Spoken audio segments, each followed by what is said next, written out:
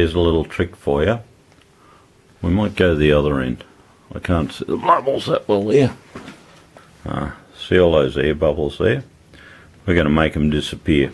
Don't use a heat torch. The worst thing you can do is apply heat, because what does timber do is it warms up, it releases air and moisture, and you'll get air bubbles in your job, and especially if there's little holes and that, it'll keep coming out. So, and another reason we've got to keep the Lucy clear when we're putting it on deep pours like this, we only want to do 20 mil at a time. So in this case a 20, a 15 and maybe a 10, maybe 2 10s.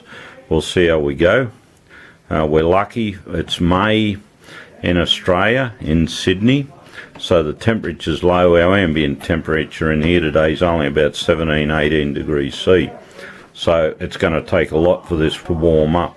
So it's a great time to be doing this stuff. In a summer's day you really need to air condition where you're going to do this stuff, because the ideal temperature is around 22 to 24 degrees C.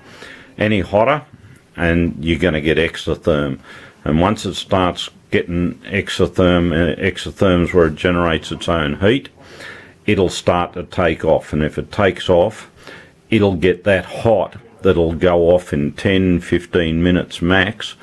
And what happens when it does that, it expands a lot. As soon as it's cured, it tries to shrink as it cools down, and you'll hear all sorts of banging and crashing and dirty big cracks appearing. That's why you get the cracks, because it gets too hot, goes off too fast, and then whammo, you got a mess. So a little trick to get rid of air bubbles is bubble dispersant. Works really well. Keep your eye on these fellas. We're just going to mist some over the surface and you watch them disappear. Look at that. Magic. So the old bubble dispersant, brilliant stuff. We'll just mist it along, and all our bubbles are gone. Look at that. Crystal clear. Can't do better than that.